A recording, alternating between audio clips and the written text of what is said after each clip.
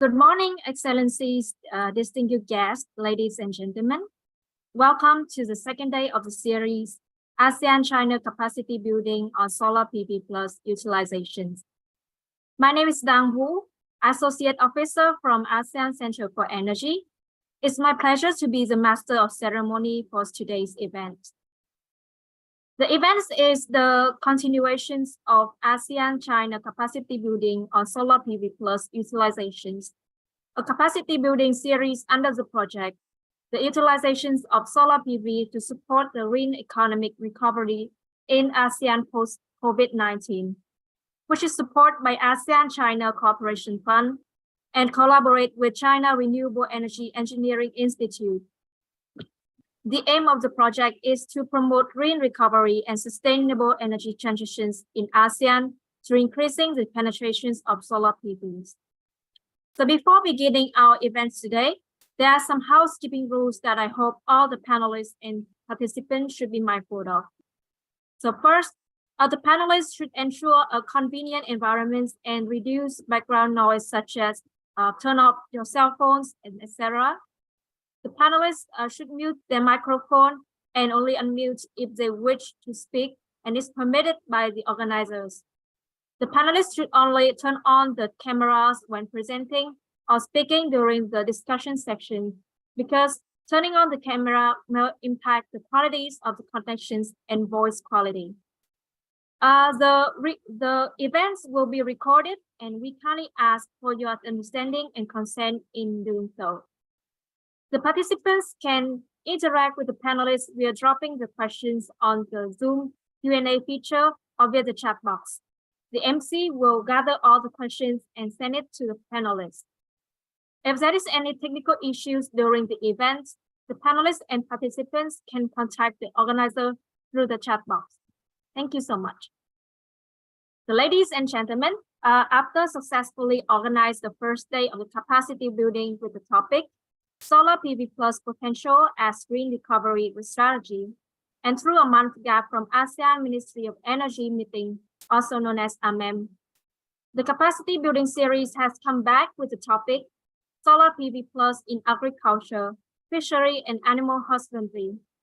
This is the second day of the series, followed by the last day on Solar PV in Building in Ecological Management, which going to be held tomorrow on 6th October. To all the participants who are currently watching on Zoom webinars and live stream on YouTube, if you're interested in the topic on the last day, please feel free to register on via the QR code that's currently on the screen. And also we will provide the link, the registration link of the third day on the chat box. Next, the agenda of the event will be shown to you right now.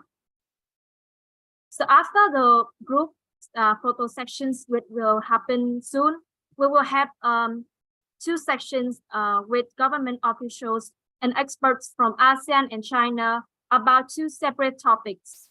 First is the applications of solar PV plus on agriculture, and second is on fishery and animal husbandry. We are all looking forward to all the inputs, success stories, as well as the lessons learned and know-how from the panelists, moderators, and speakers that are exchanged throughout the discussions.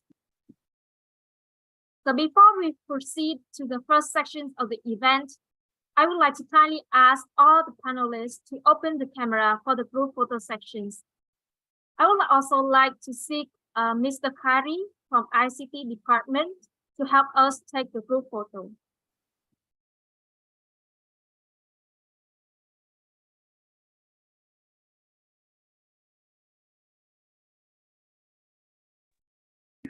Okay, everyone, please turn on your camera. We'll take the photo session. Okay. In 3, 2, 1, smile everyone. Once more. 3, 2, 1. Okay, thank you very much. Thank you so much, Kari, and all the panelists for your kind cooperations.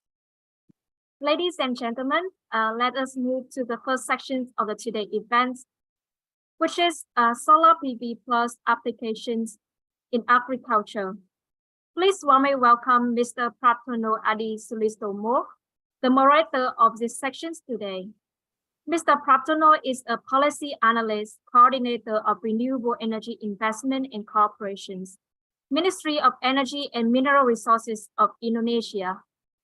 He has accumulated more than 20 years experience in energy sector, predominantly working on rural electrifications, clean energy development, and formulate various policies to accelerate energy transitions in Indonesia. He obtained his master's degree in electrical engineering in the University of New South Wales, Australia. Mr. Pratono, the floor is yours now. Thank you for the time. This is the first session. Can you hear my voice? Just for the test. Okay. Yes, we can hear your voice clearly. Okay, thank you. So this is for the first session of related to the solar PV plus in agriculture. We have the two distinguished speakers here, Ms. Shana Fatina, the director of the Komodo Water, and Mr. Gan Peng, business head of the Southern Asia Division, Chin New Energy Development CO. So, and in the panel discussion, after that, after the two our distinguished speakers, then there will be join Mr. Arkov Sekel. Pardon me if I not correct in spelling. The scientist of the Department of Alternative Energy Development and Efficiency, DEDE of Thailand. So for the first, so let's start with the first speakers, Ms. Sana Fatima, the co-founder of and owner of the PTY Komodo Lestari. She is the president director of the Labuan Bajo Flores Tourism Authority and the founder of and also president or owner of several companies and who focus on community development, environmental education, sustainable tourism, water, sanitation, clean energy, and rural electrification. So she has accumulated 10 years plus in experience in the field, a significant contribution in many communities in Indonesia. So it's very interesting to hear with Sana Fatina about her, to share her experiences in developing in solar PV and for desalination in Komodo, particularly with tourism as well. So Ms. Sana Fatima, the floor is yours. Thank you. Okay, thank you. Good morning, everyone. It was an honor for us here from Komodo Water to happy to share about our experience, what we already done in Labuan Bajo and especially in Papagarang Island, about our community scale solar desalination plan in the coastal area. And thank you for ASEAN Centre for Energy for inviting us today. Next.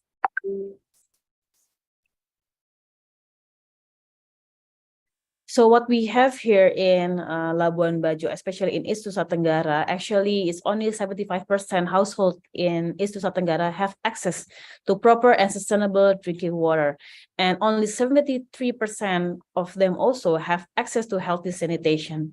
And the community at the moment have to pay 2 times extra cost to get the clean water. And East Nusa Tenggara is a one province that is located in east area of Indonesia with only 4.9 million people, and it has 624 islands around. Next.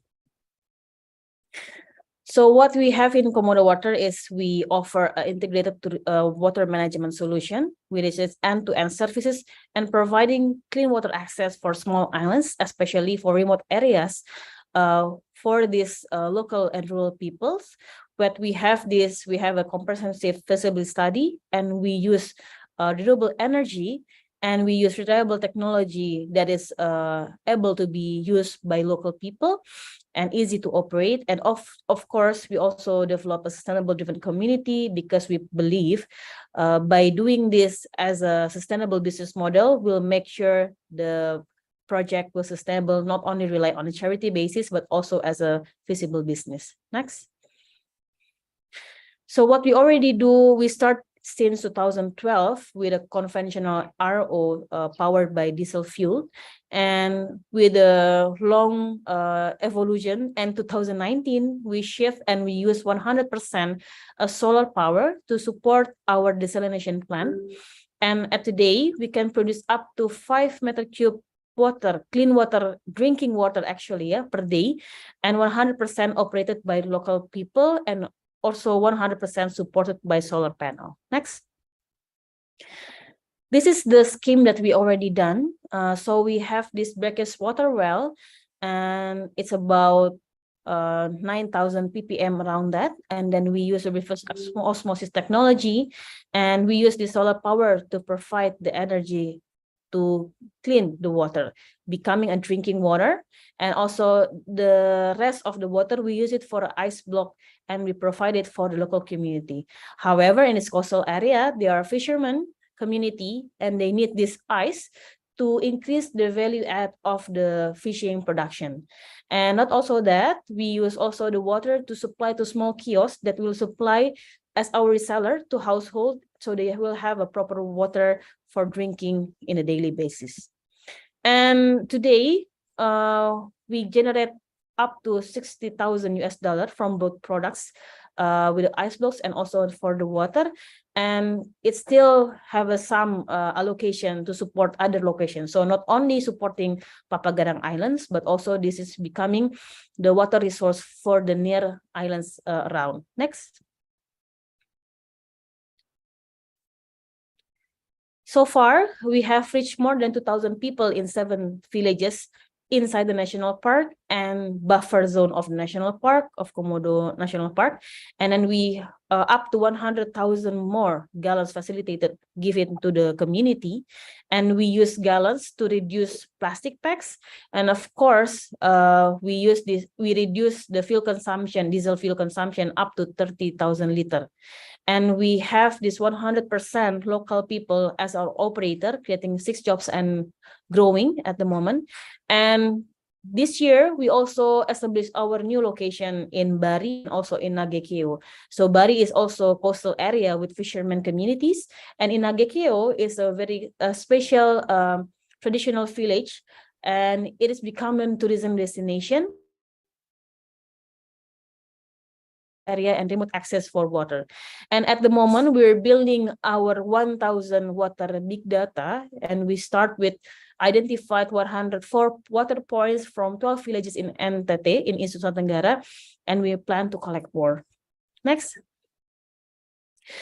So not only water feasibility in West Manggarai, but also we have this web-based water data platform that you can access in our website, www.komodowater.org. And also we have this plastic waste recycling project in Labuan Bajo to reduce the amount of plastic waste that going to the ocean. And we use this as a souvenir for Labuan Bajo, because in the same time, Labuan Bajo becoming a rapid growing tourism destination.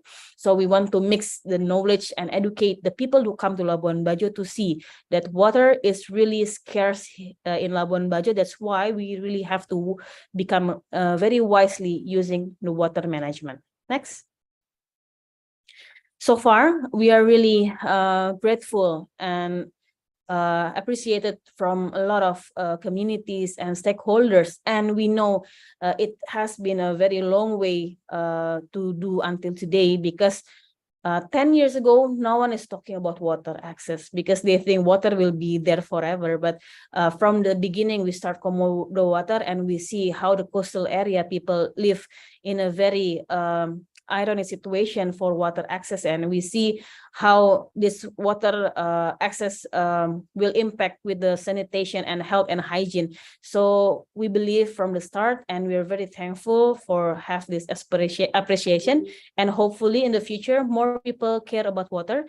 And since Indonesia will be the hometown for the World Water Week next year, so we're looking forward in 2024 that water will be the main issue in Indonesia. Next.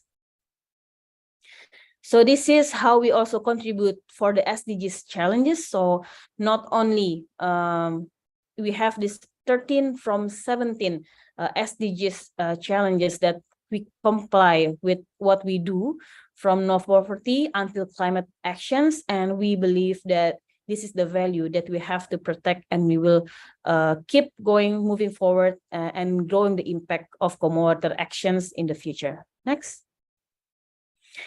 So in the future, we will do mostly in the integrated water management solution to do the end-to-end providing clean water access in all type of situation, from the remote area, from the mountains, from the coastal, even the places that you cannot find water, but we believe that water is the source of life. So that's why we will be the best partner to see what is the best way to manage water access in any kind of situation. And then we will drive this 10 to 1,000 water data around Indonesia, and we want to grow more because we believe to manage the water sustainably, you have to really know what type of water that you can use and what type of water you cannot use, because it will reduce the reservoir, and you have to make sure when you use it like sustainably, not just exploit it, but you have to give time for the water to recover, and then it will be sustained forever. And also we want to replicate our solution in more locations, because our models already works for a coastal area and in remote mountain area, and we believe a lot of locations that not tapping to the main pipelines, for example, or main distribution line, we can help from our existence and our experience how to manage a community-based water access, manage sustainably with a good technology and good design, and also good wise management. So in the future, the water will be stand longer. Next. So here is our upcoming sites in East Nusa Tenggara, not only in Flores area, but also in Alor, in Rote, in Sabu. And we're looking forward for more cooperation and collaboration, because we believe in Indonesia itself, we have like more than 70,000 islands, which is 6,000 has people living in the islands, the residents, the habitants in the islands. So that's why we're looking forward to collaborate more, and not only Indonesia, maybe in Asian, of course, with the same characteristic. We believe that this will be the solution for sustainable water access for the community in the rural area. Next. Therefore, thank you so much for this opportunity. Let's go together to provide more access for clean water for everyone, because we believe with water, we will grow a good life and sustainable life. Thank you very much, and looking forward to collaborate. Thank you. Okay, thank you for the presentation, Ms. Sana. This is this is the challenge for maybe for everyone. The access for the sustainable clean water in the future, and it's gladly we see that your efforts to use the solar PV to give the clean water access, and also the efforts to reducing the plastic usage, and then trying to replicate to other area. It is very interesting to see the future of this effort of your company. So thank you. So for the next speakers is for Mr. Gan Peng, business head of the Southern Asia division. He has working in solar PV industry for about 10 years, and has a rich experience in project development, investment, EPC, and operating and maintenance. In the past 10 years, he participated in a project located in Eastern Europe, North Africa, South Asia, and Southern Asia. and has reinforced his capability in project under different application scenarios and technology. In Asia Pacific region, Mr. Gan has deep understanding in solar integrated project with water agriculture. So he will present about the application mode and case study of solar PV plus in agriculture in China. This is very interesting topic as well. So Mr. Gan, the floor is yours. Thank you. Thank you. So, good morning, ladies and gentlemen. Can you hear me? Yes, we can hear you. Thank you. Okay, thank you. So first of all, I'd like to say it's a great honor for me to be here to share with you our experience and understanding about agri-PV. So next.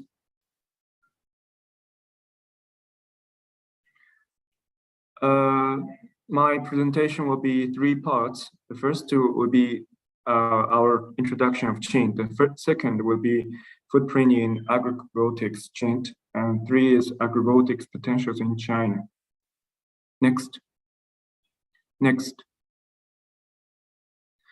So this is our Chint group introduction. Chint was established in 1984 and is a global leading solution provider smart energy system.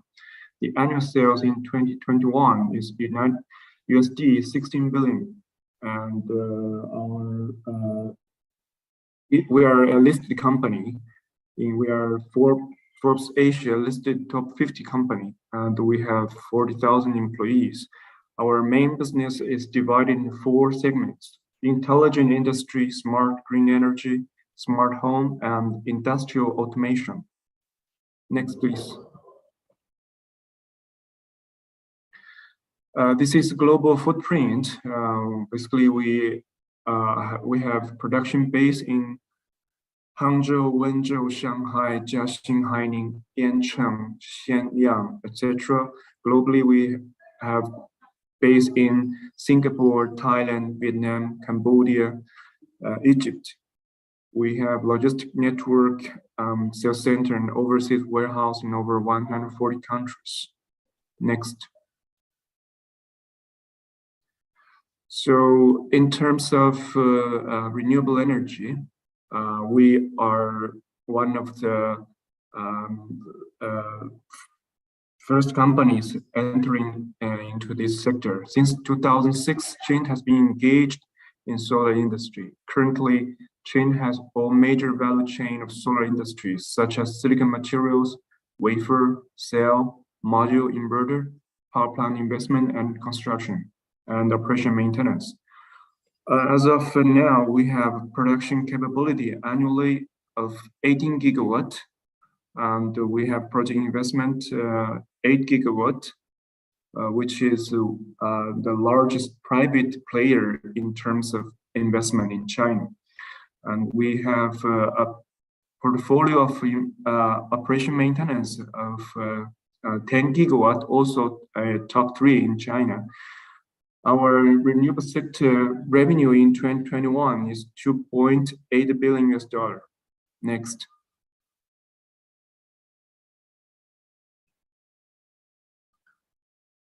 This comes to introduction to PV and agriculture. Next. So when we talk about agri-PV, it implies 2 industries. One is agriculture and the other is photovoltaics.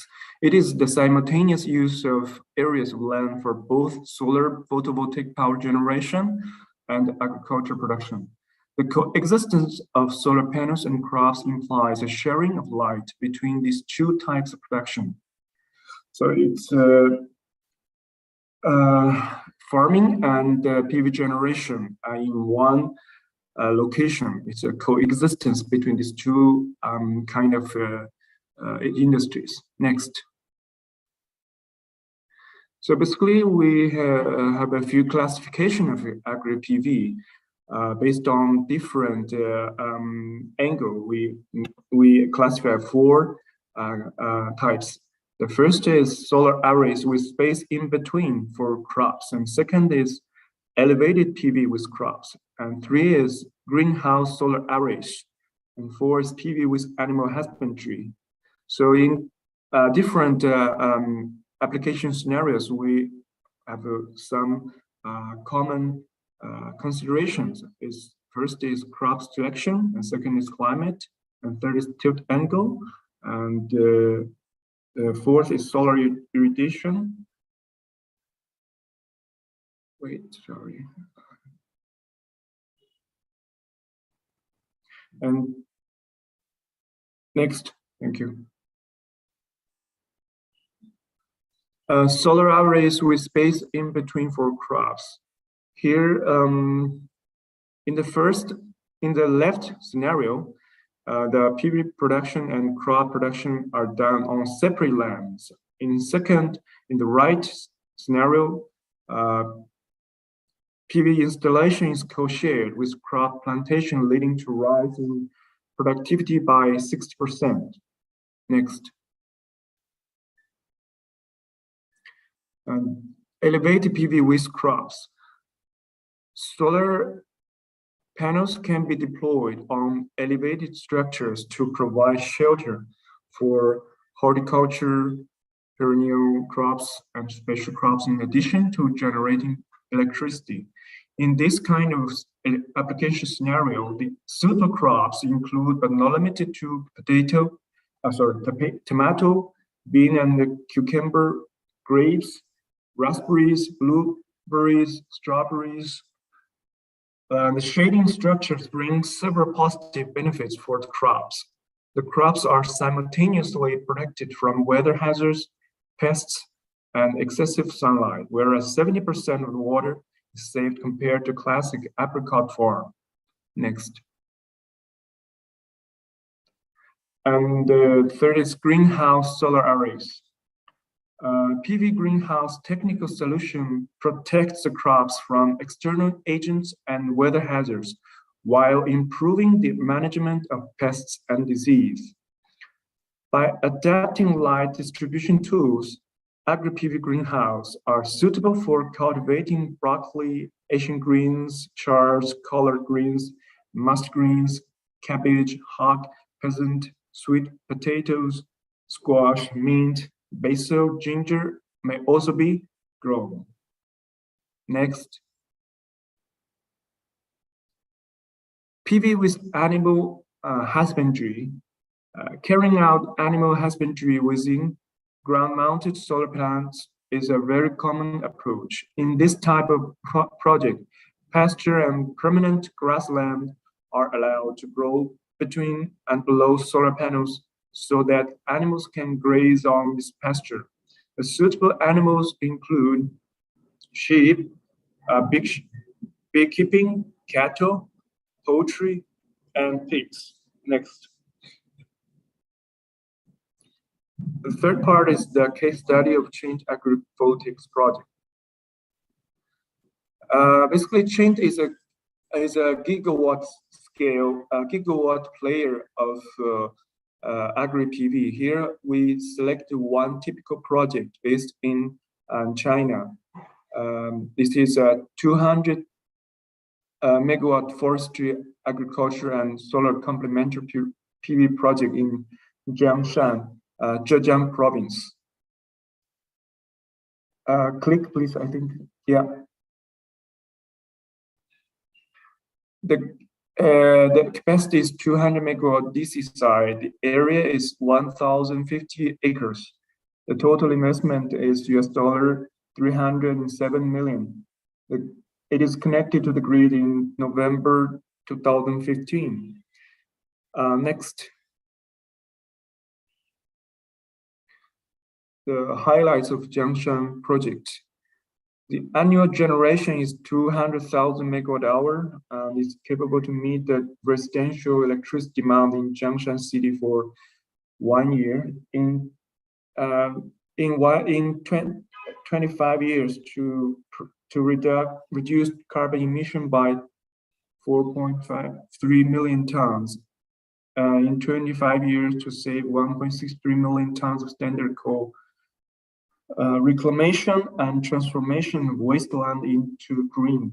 because in this project site, basically it is a much hilly area, and with the application of solar, we reclaim and transform the wasteland into green. Next. Next, please. So this project is divided into 5 different segments based on different landforms of hilly area and the plain area. So in this chart, we can see the project is engineered and designed with different utilization. So we, based on the different height requirement and space requirement, we, in one project, we apply a few different utilization. Here we can see the sweet potato, which requires only 20 to 40 centimeter height. Cucumber, it is 120 to 150 centimeters. Also, we have animal husbandry like chicken, duck, pig. In between the solar arrays, we have a Ningpo fig fort, which requires 50 to 100 centimeter. And we also have Sinichan autophyllum, which require 50 to 110 centimeters. And other different utilization include dendrobium, white atoll pillows, palm leaf, raspberry, and the highest is the kiwi fruit.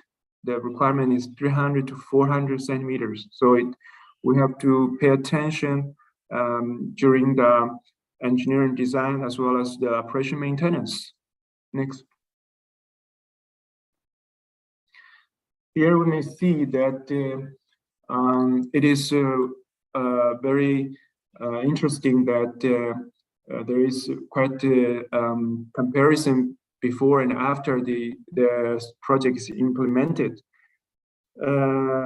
Before the project is implemented, the land is basically barren land, but after the project, it becomes a very comprehensive utilization of wasteland into green. Next.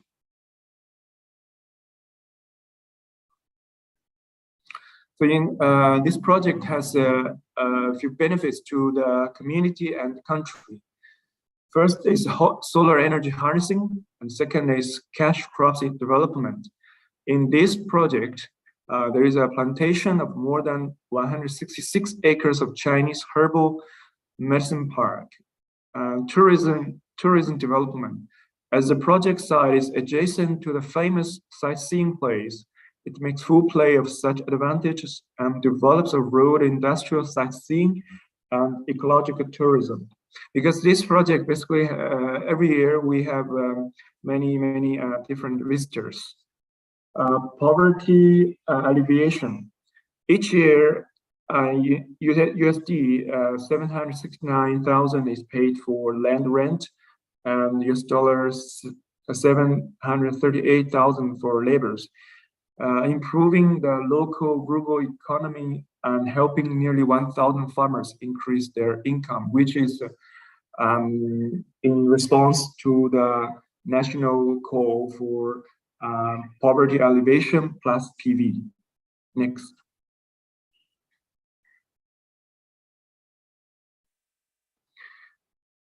In this project, we have 5 agricultural zones. The first is Chinese medicine zone.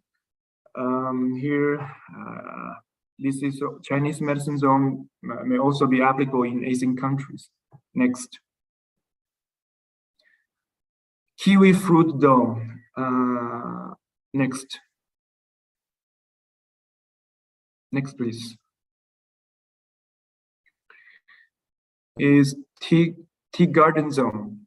Next.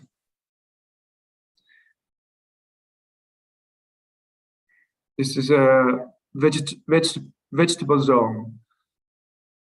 Next. This is a husbandry zone. Next. This is our national recognition of this project. In November 2018, our project Forestry and Agriculture Utilization has been displayed in the large-scale exhibition titled Huge Change, celebrating the 4th anniversary of China's reform and opening. This is a great recognition of this project by the authority. Next.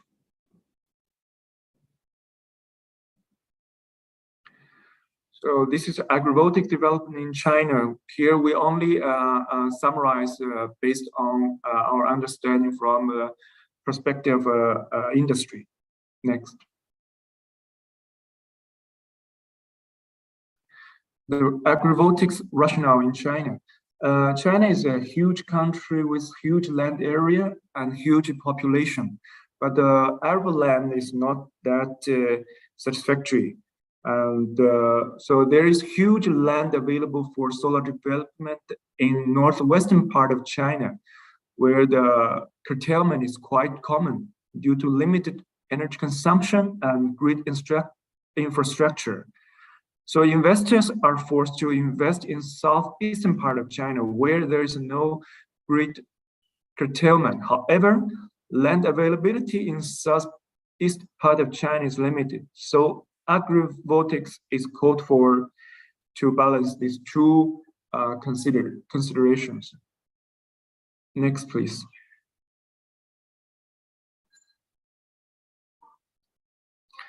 So this is the common agrivoltaics application in China: crops plus agriculture, PV agriculture greenhouse, PV animal breeding, PV water purification, PV irrigation. Next. So based on our understanding, we have a few experience and lessons we summarize here. So it is divided into three. The first is economic. We must have proper balance between power generation and agricultural production, because the solar development require a huge land area. The engineering design must be properly done. We have to make a compromise between the power generation and agricultural production, because we cannot only consider power generation and neglect the requirement of agricultural production. And second is technical. The proper selection of crops of light loving and shade loving. If this is not properly done, then it is inefficient utilization of land, because this application scenario requires efficient land utilization. So this has to be properly done with the involvement of agriculture experts as well. Three is administrative, because land, if the land classification is as industrial land, then this will add additional costs to the project sponsors and the investors. But if the land classification is classified as, say, as non-agricultural, then it may also cause a problem of inefficient land utilization, like in some areas, some projects are built on tops of some greenhouse. It's called greenhouse, eco agriculture, but due to the poor land classification, ultimately the land is literally utilized as solar energy only. So basically our understanding is these three aspects must be properly paid attention to. Next, please. Okay, this is my presentation. Thank you, everyone. Thank you so much.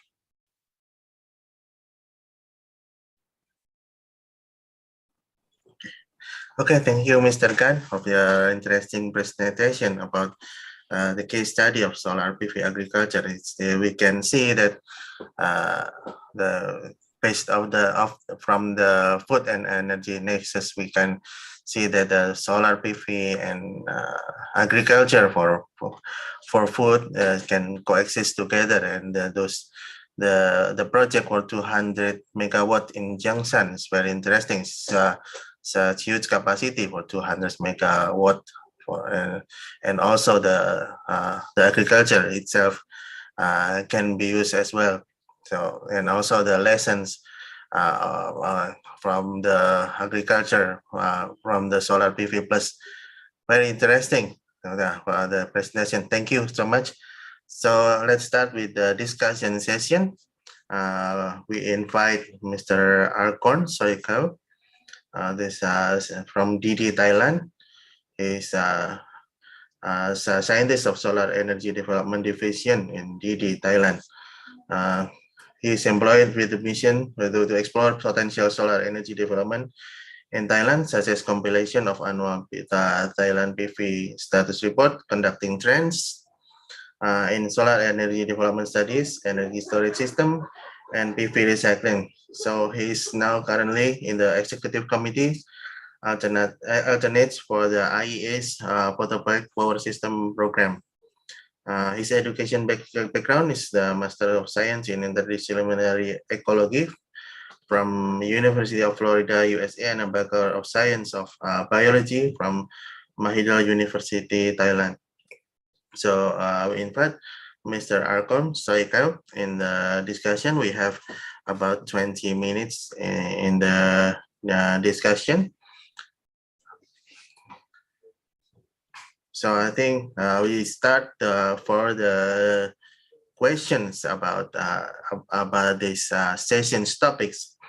For the first one is the solar PV plus utilization has grown in ASEAN, although it's just still a very limited scale under the current policies that we have implemented in the member states.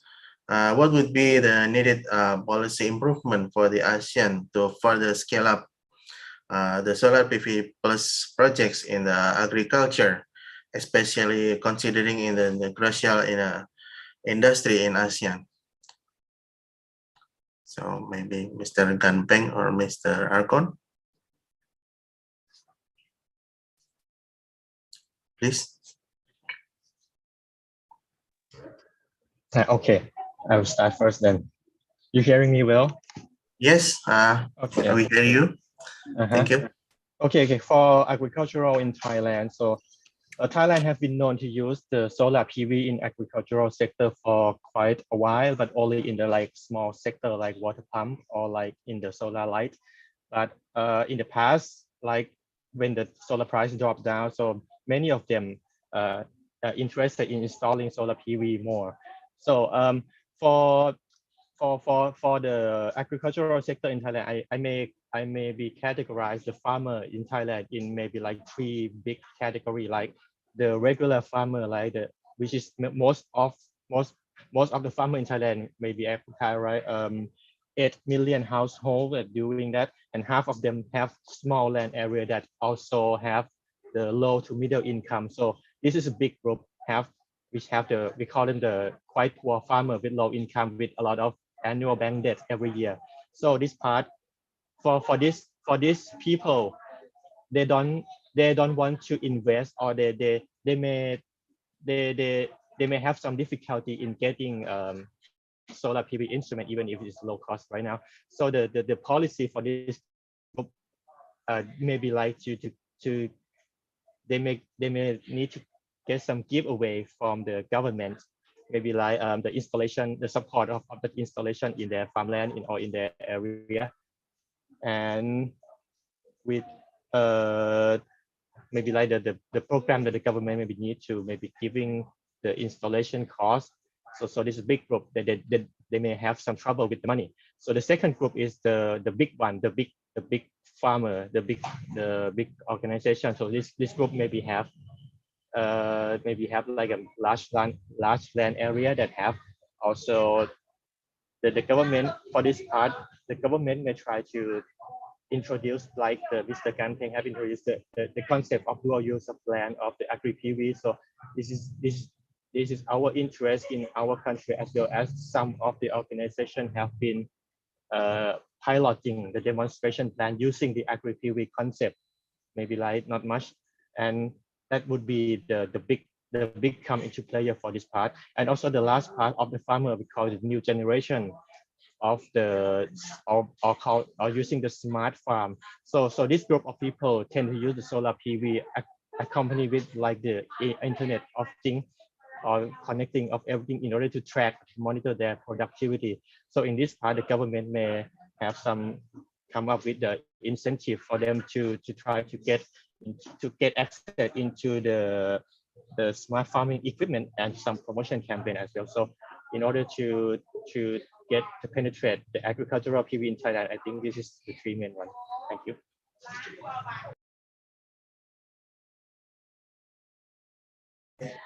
Thank you, Mr. Arkon, for the answer. Maybe Mr. Kanpeng will add something. Thank you. Sorry, I was just a little absent. Would you please again the question? Okay, see, the question is about the regarding the solar PV plus utilization, and in ASEAN we still have a bit limited solar PV. Maybe you are one of the pioneer of the solar PV utilization. So as you implement the solar PV utilization, what would be the policy improvement needed for ASEAN, for countries, for further scale up the solar PV projects in the agriculture? So thank you. Okay, thank you. So based on the experience in China, this utilization requires some special policy from the authority in terms of some incentives and also the land classification management. So I saw there is a question from the audience. It mentioned, is there any land conflicts with the local people when the project need to acquire more agricultural land to install PV panels, which is also a good question for ASEAN countries, because in many countries, I believe the land is private land. The management is not that easy. But in China, basically, the land acquisition is very much connected with local authority. So it's very important to have the support from the local government. And for Asian country, I believe this utilization is very important, where the huge population and very limited arable land. So this is our understanding. Thank you. Okay, thank you. So as this I believe that to summarize the answers is that the policy requires about the incentives for access for modern farming, and also for installation, and particularly as well with the land classification for reducing the conflicts. Particularly, we see that this is usually PV is well implemented in not non-productive area, but it is in productive area when we can in farming. Yeah, I'd like to add one more point. So when it comes to the cooperation with farmers, I believe it's very important to give them some education about the value of solar PV, because it's very simple when people can benefit from this kind of technology. Say in China, in many of our projects, the local people are, before the implementation of the project, the local people do not have very high income. But after the implementation of the project, the local community are all benefited. Like we build the roads, access roads to the different sites, and we employ the laborers as our operation maintenance, and we also buy from local those vegetables and other production. For change, many of the fruits, vegetables in our canteen are procured from the local. So basically, if we have proper coordination with local authority and proper education to the local people about the value of solar, so basically we may face much less conflicts from local. This is one more point. Thank you. Yeah, thank you, Mr. Kanbei. Yeah, I believe that this is very crucial as well, with coordination with the local people, to educate them, to education with the local farmers, and also what the value of the solar PV, particularly for in increasing their welfare, and also with the local government as well to support this program. So for the continuing for these questions, what is the needed improvement, such as technology or business model, for further scale up the solar PV plus utilization in ASEAN agriculture? What do you think about the improvement needed for this to scale up this model? Thank you. Or Mr. Kanbei? So this question is for me, huh? Okay. So is technology technical improvement, or what? Yeah, maybe technical, from the technical improvement aspect or business model aspect. How to yeah. So from our experience of the project, basically from the beginning of the project, because this is two different kinds of industry. So when we plan the project, we have to do very careful simulation of these two kind of industry. Say in the simulation software, we have to simulate the growth of say this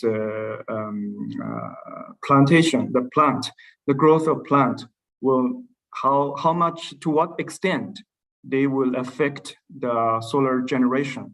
This has to be done from the very beginning very carefully, and otherwise when we wait for the growth up to a certain level, then it means, say, kiwi fruit. Kiwi fruit, basically, when they grow up, the height is very high, and definitely there will be a negative effect on the solar generation. In that case, from the beginning, firstly we have to properly select the crop type, and secondly, even we select, we have to simulation, because there is a software to have these two different production. So basically, this is my understanding. From the very beginning, we have to engage experts from both industry. Okay, thank you, Mr. Kanbei. Maybe Mr. Arkon, maybe you have an explanation, particularly for in ASEAN agriculture, for replicating or maybe scale up the solar PV plus agriculture models. For the technical improvement, like Mr. Kanteng have said, so in order to get the agri-PV, which is also under interested in government of Thailand to do so, to promote more use of the land and the solar PV in the agriculture. There will be room for like the study or the simulation that Mr. Kanting have said that may be done, because there are only few simulation demonstration of the agri PV have done in Thailand. This is for another one, but in my opinion, in order to penetrate more about the agricultural in Thailand, the private sector must come into play, and also the bank as well. What I can think of is like if we can let the bank can give the bundle to the poor farmer, because of the farmer in Thailand also have annual debt for the bank as well. So there may be like the giving the solar panel, the giving the solar for the bank to give to the farmer, so the bank get the credit from the green bank or the green private sector, and the farmer can also get the PV panel from the gift of the bank or the private company. So I think it's one model that maybe work in Thailand, because of the poor farmer don't want to invest more because they already have get a lot of each year. So that's my opinion, I think. Okay, thank you, Mr. Argon. So I think in summary that the first is the education or technical planning about the choosing of the solar panel, or maybe the plans, and also the financing is the key crucials for scale up solar PV utilization, because maybe in some countries maybe there are difference in the good plans in certain land provided. So thank you for the answer. So for the next discussion, we just would like to ask to elaborate more with Ms. Sana. It's about the challenge. What the challenge you have faced in developing clean energy project for this far? Is it the financing, or maybe the policy requirement, or you could share the challenge to maintaining ownership in the local communities in those clean energy projects that you implement? Yes, thank you for the question. So what we see in Komodo Water is basically we try to focus on solving the problems that we already established in the first time. For example, like because our focus is to make sure the water access is available for local people, then we're just focusing on that. And by doing in that, we see there are three mainly like a challenge that we have. Yeah, first of all, for the technology challenge, for example, we see like we have to adjust technology options that are available in the market with local context. For example, like how we can elaborate what is produced by the laboratory, the academicians, and how to be it fits to the real situation. For example, like coastal area, most of this technology is established for like big scale, like what Chin's already done in China, for example, like maybe in Thailand also like that. In Indonesia, for example, for like small scale, like in coastal, in island, it's not really need those big technologies actually, but a small scale that can be fit and it's replicated in other spaces. And then the other one is the social and adaptation challenges. For example, like how we need to train with the local language. For example, we do this translation of all this manual book with English manual, and we translate in Indonesian language, even like local language. So then the local operators can understand. Actually, they understand if we can teach them in that drop level. We mainly find in Indonesia, for example, the failure of adaptation of technology is because they only build this training system like only 3 months for trainings and then gone, and then you can ask after that, you don't know what happened. If it's troubleshooting and everything, they have to look for someone else, and that is what we avoid. That's why from the beginning we really make it really easy for local people to use, and it happens and it can work. So if the local people like fishermen can do that, so anyone else can do that actually. And they really need this level of confidence, because the solar panel technology is somehow, it's a rocket science for them, but it's not actually. So we have to really make sure they have this confidence level and they know what is do's and the don'ts when they're working on that. And last but not least, of course, the systemic challenge. Yeah, I mean, we're really happy that Indonesia is now going to the zero carbon in 2060, and it really helps us in a solar panel PV technology, because we can really have support from the government. And what we have also in Indonesia, because we are an archipelago country, we really need more examples, like with different use cases and more small scale of project financing. Because at this point, what we do is actually what we want to deliver by using the solar PV technology.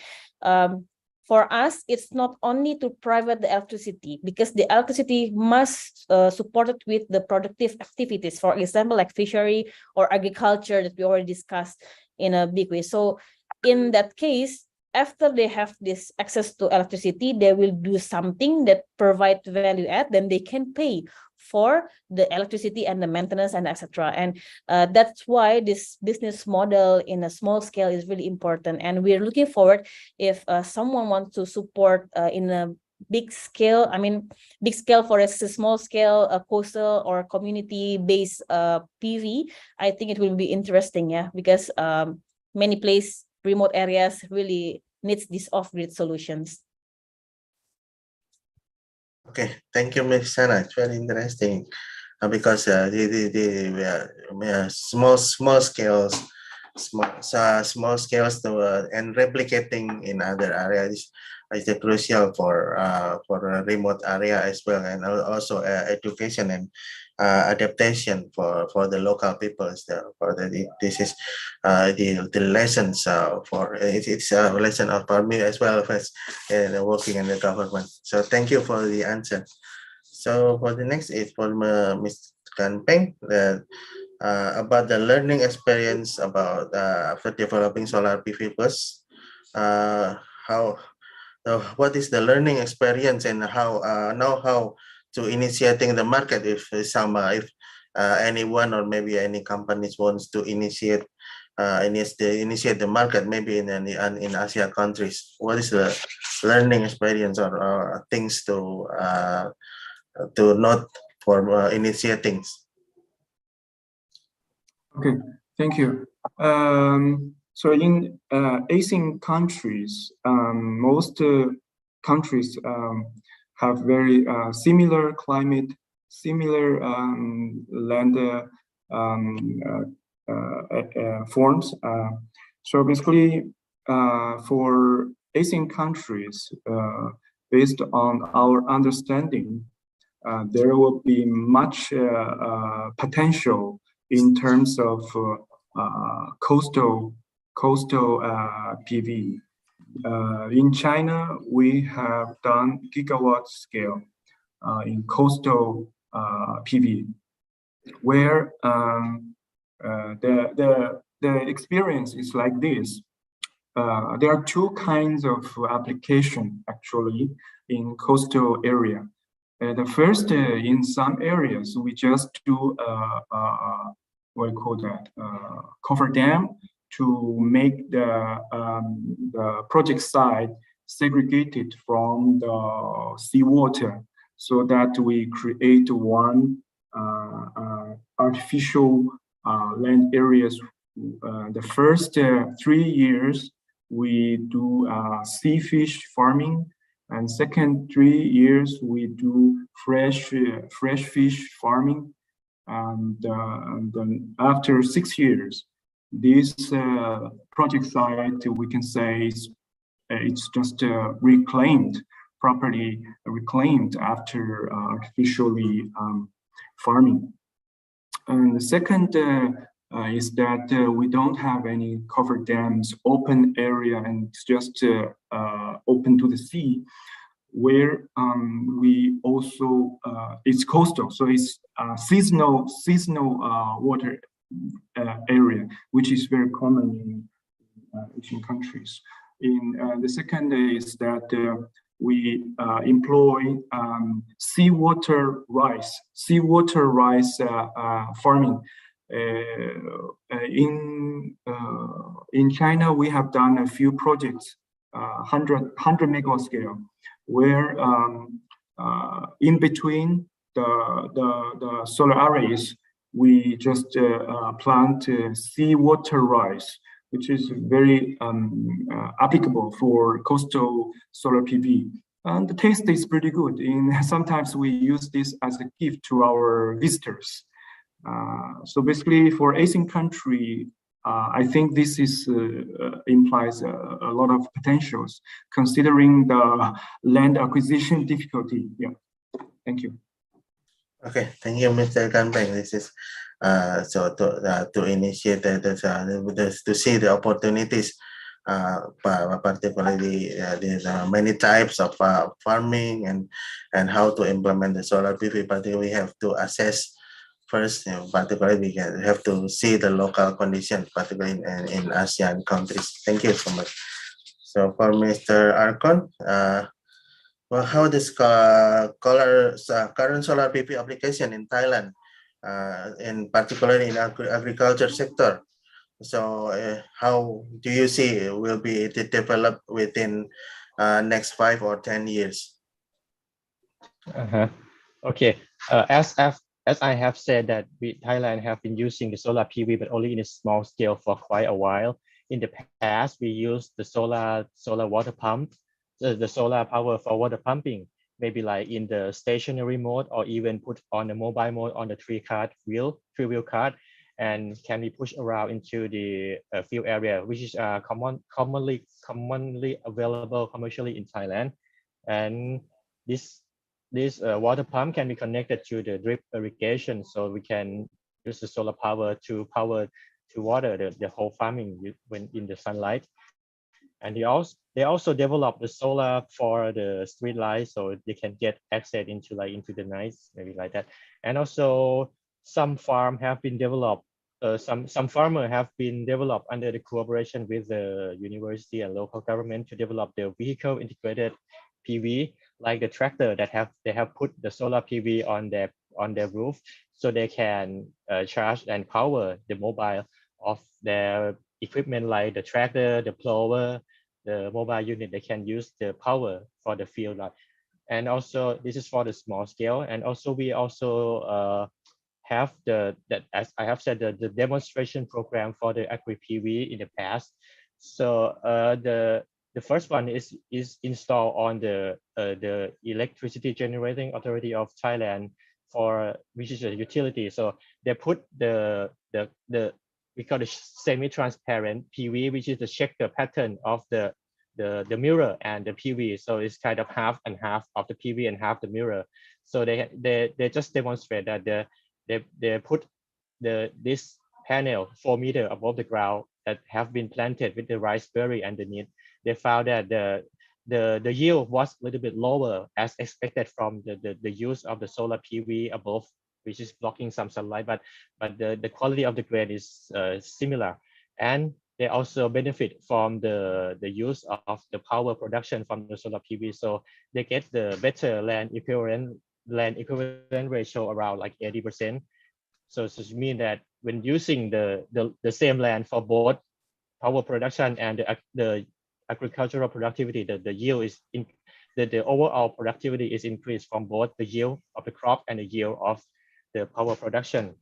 So in the near future, Thailand and I think for the ASEAN member states will shift toward more decentralized model. So I think in the future, this will come into play, maybe like the support from the government or the support from the private sector to install the solar PV panel in the farmland, which is maybe located off-grid or into the remote area. So this in the future, the agricultural PV, the vehicle PV, and also the come into play of the decentralized will come into play in the next 5 or 10 years. Thank you.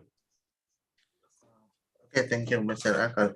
It's very interesting about the Thailand experience and the future plans of how this small scale solar PV will be implemented So I think the time is up for our discussion. So it's a very thank you so much for the share from Miss Sana and Mr. Kanpeng, how to implement the solar PV bus for the desalination and also for agriculture.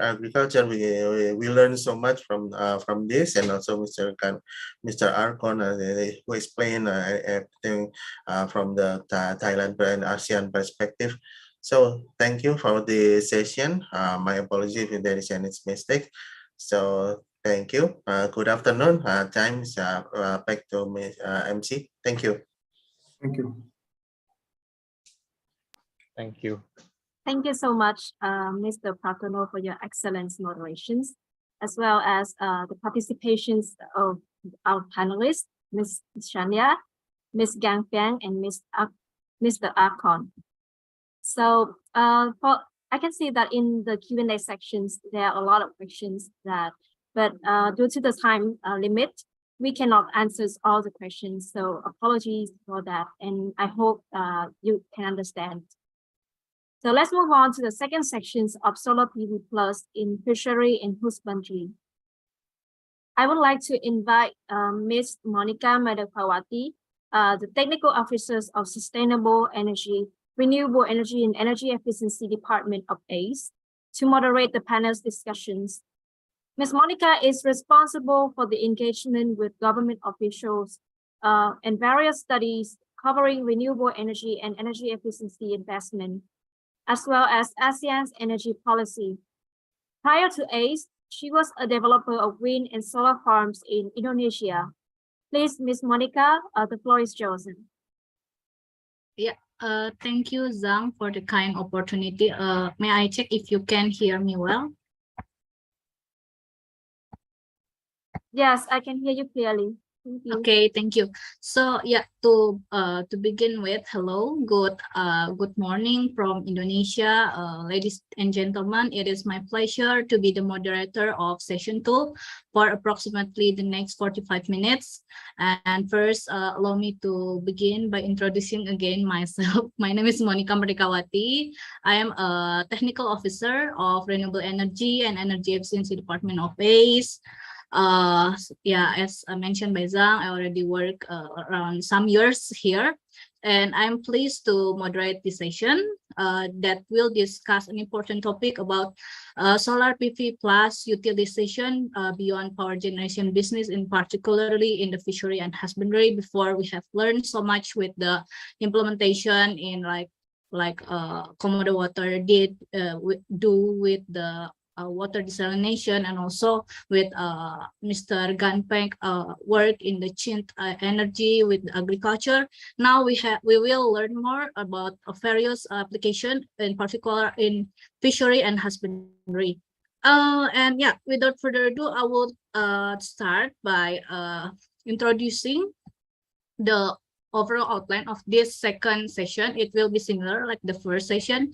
We will begin with 15 minutes presentation from the two speakers that I will introduce later, and then we will have like around 20 until 30 minutes discussion with the honorable panelists from the member states. There is Mr. Arcon and also Mr. Aris from Indonesia. So with the first speaker, I would like to introduce Mr. R. Hello, Mr. R. So yeah, I will briefly introduce yourself, and you can introduce again yourself later, perhaps. So Mr. R is the director of ASEAN-Centre in Southeast Asia and Oceania, and responsible for their efforts and on existing pilots, projects, and business development in ASEAN. Mr. R holds the Master of Science aeronautical and astronautical engineering, working with planes, yeah, as I know, because my husband also has the same degree, and has 20 years experience in solar PV, industrial automation, project and business management from Norway and Singapore with corresponding regions. So in ASEAN-Centre, Mr. R has worked on patented floating solar technology after 5 years of development, piloting, and certification. So it is a good news for ASEAN, because I noted that one of the pilot project is in Singapore. And in the next 15 minutes, Mr. R will share more about ASEAN Sun technology works and the plan in the future for the expansion in ASEAN and also in Asia Pacific maybe. So without further ado, Mr. R, the floor is yours. Thank you. Thank you very much for having me this day, and it's good that we could be able to help you with our presentation. Thanks for the invite, and very good day to all the ladies and gentlemen that are joining us. We in Ocean Sun we are a technology company that are trying to merge some of the long aquaculture traditions we have from Norway, particularly when it comes to salmon farming, with the solar energy. So my personal background is in solar panel production and solar system integration in mainly in this region. I've been here in Singapore for 13 years and done different projects on various topics that has been discussed earlier, resorts, some farming, some aquaculture, off-grid desalination, microgrids, and solar lighting and so forth, right? So I sympathize very much with the topic of today's session, and I think it's very important to increase the standard of living and make basically both business and lives better all across the region, in the island nations and the places that are a bit further away from the main population centers, right? And one of our big challenges these days is to move away from fossil fuels. Diesel generators and such still play a role, but there is a lot of good alternatives for most of the energy consumption, particularly during daytimes, right? So what you see on the picture and also behind my head is a 75-meter wide circular platform that is actually the surrounding structure of a fish farm.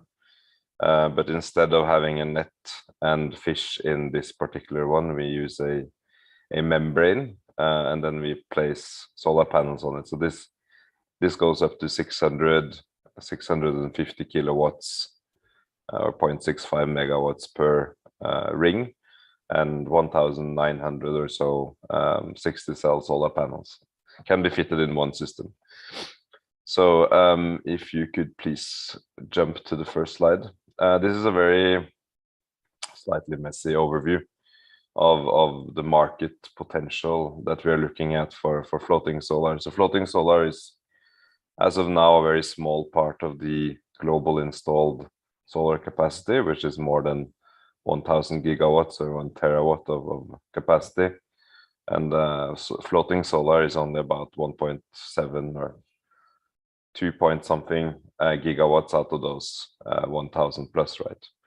And almost all of this has been installed in quite benign, quiet locations. So small dams without waves, without particular wind, definitely not salt water. And what we are trying to do with our technology in Ocean Sun is to bring floating solar at the cost-effective point also into particularly near-shore locations, also hydro dams, maybe in the future even offshore, but this is a higher threshold because of the waves and the conditions that you can expect offshore compared to near-shore.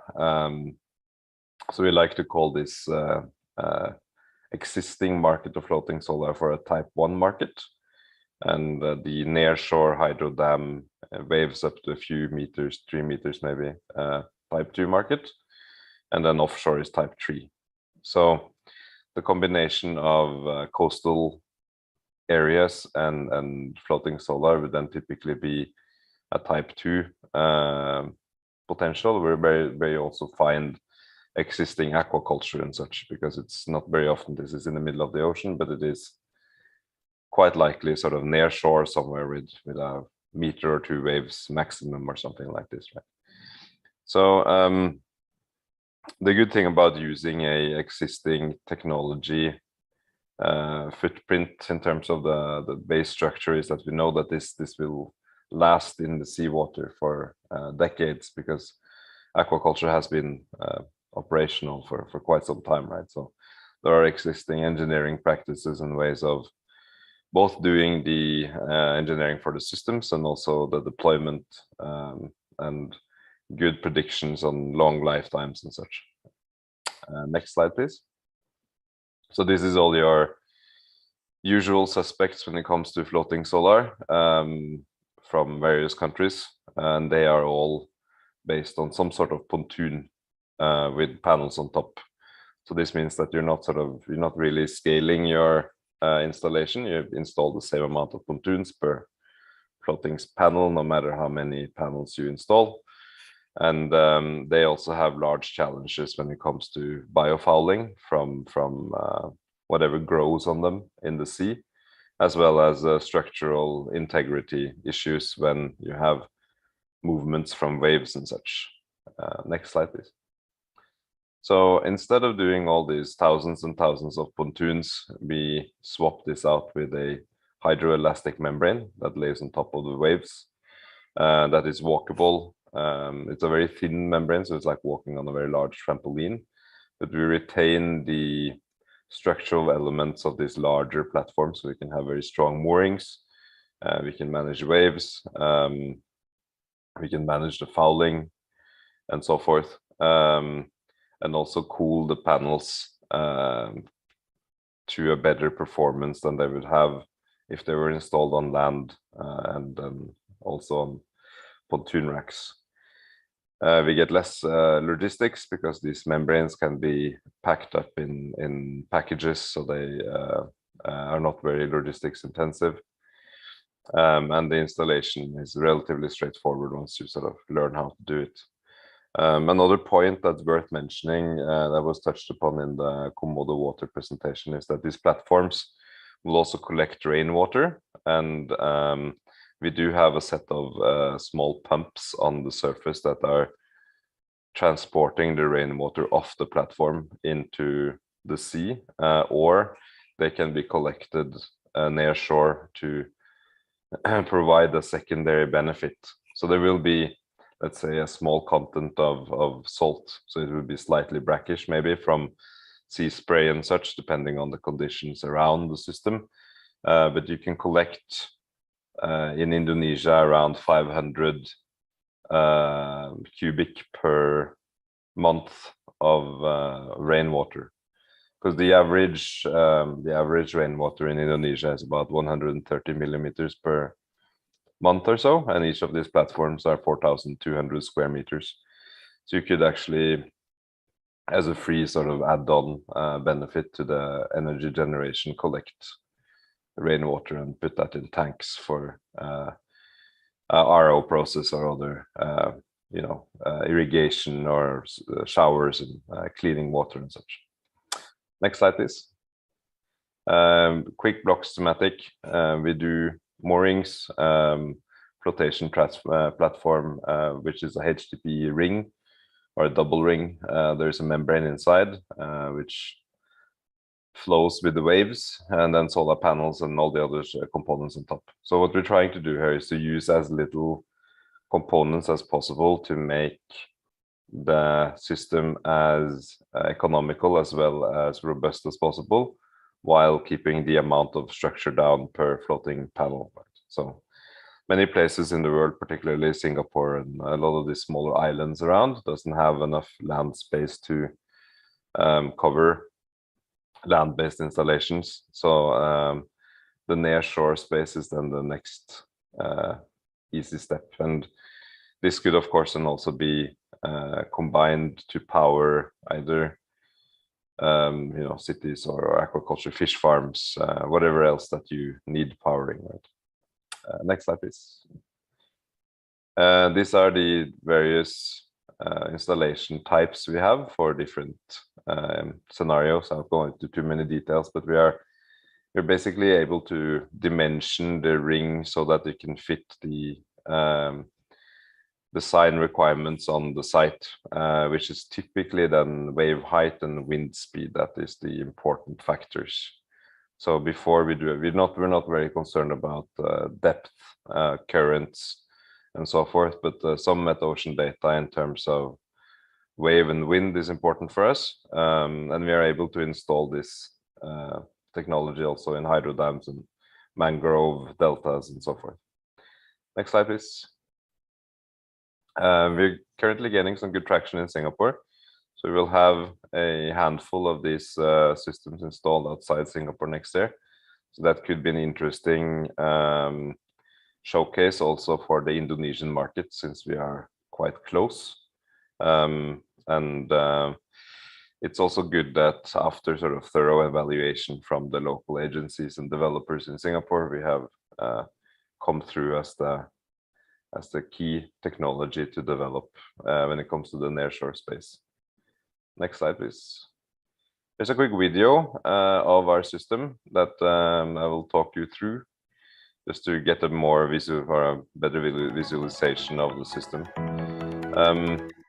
We start the construction by welding together these pipes, which is the same as you would do if you build a solar farm, aquaculture farm, but we are building a solar farm on the same sort of basis, right? So then we line this with a membrane. The membrane is about 1 millimeter thick, but because of the displacement of water, you end up with a very stable platform that you can sort of manage, work on, load pallets of solar panels straight onto, and then you have a finished float that produces 2.5 megawatt hours of power every day.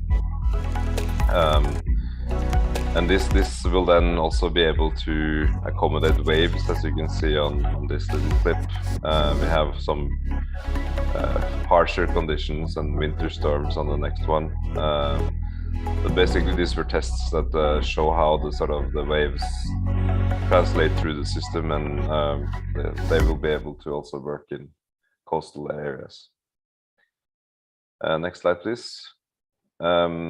We do a slight modification to standard solar panels, but we do not produce solar panels. We use panels from various tier 1 manufacturers, but upgrade components so that they are more resistant to water, and also easy to install in the tracks and the CADR installation slots that we have on the membrane.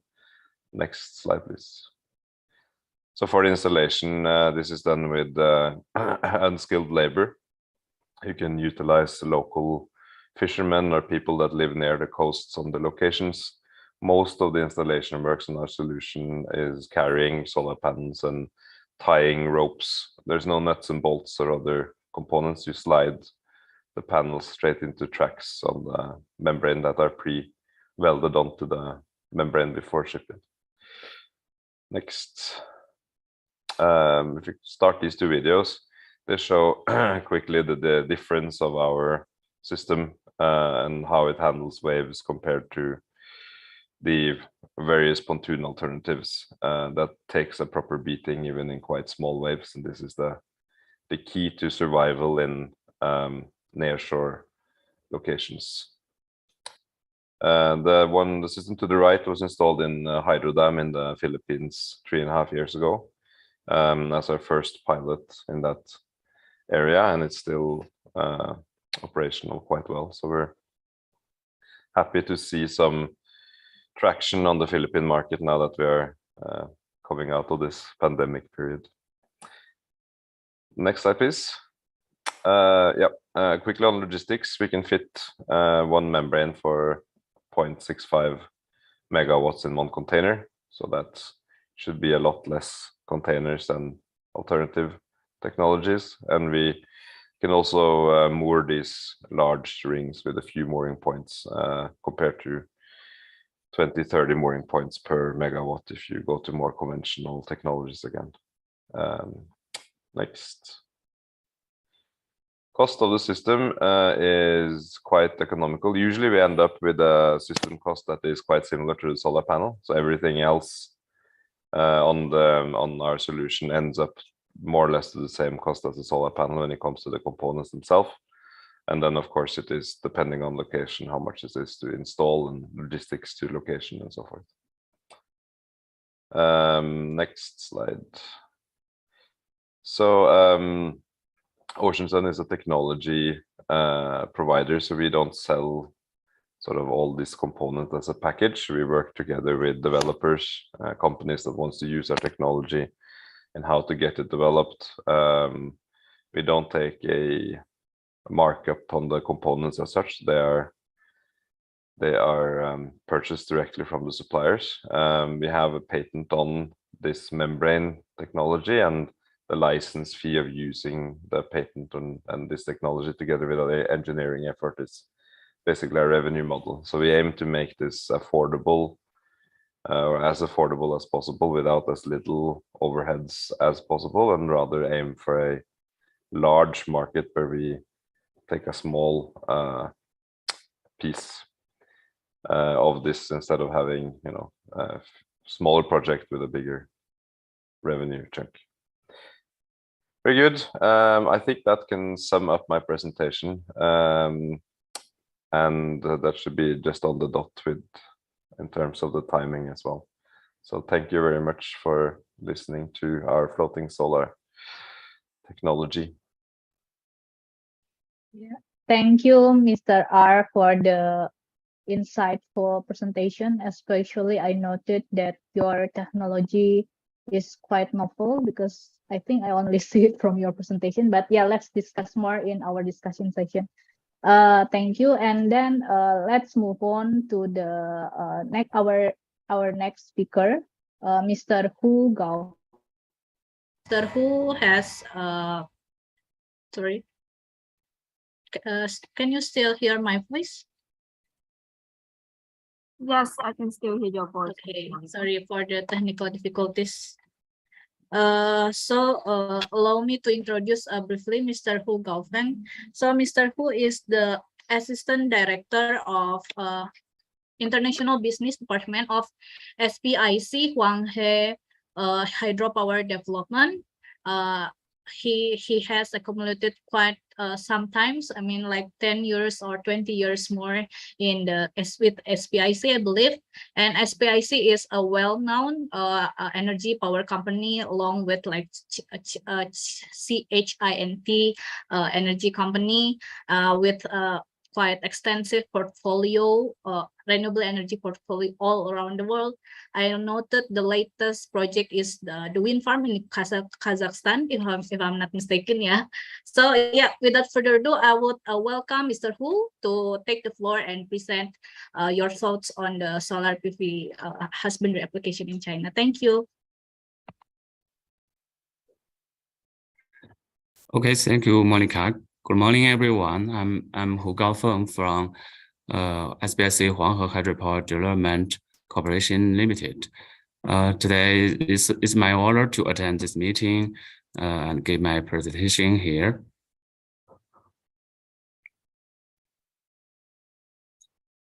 My topic is application mode and case study of solar PV plus husbandry. Next, please.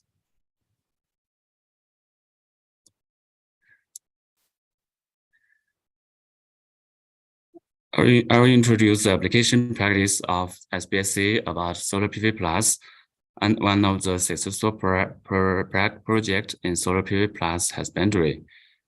Next, please. First, let me have a brief, next, please. Sorry. First, let me have a brief introduction of SPIC and HHDC. Sleep Power Investment Corporation Limited is a Fortune Global 500 company of China, and mainly focus on power-related segments, industrial finance, and new industries such as multiple integrated smart energy.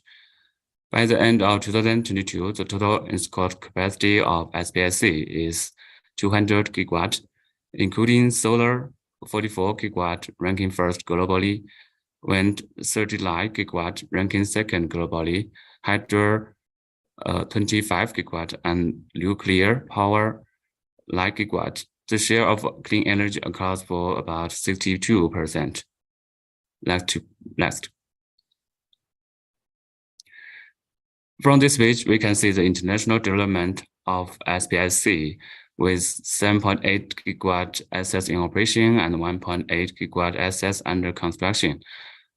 Our international business already covers 46 countries around the world, including Asian countries such as Vietnam, Indonesia, and Singapore. Next, please.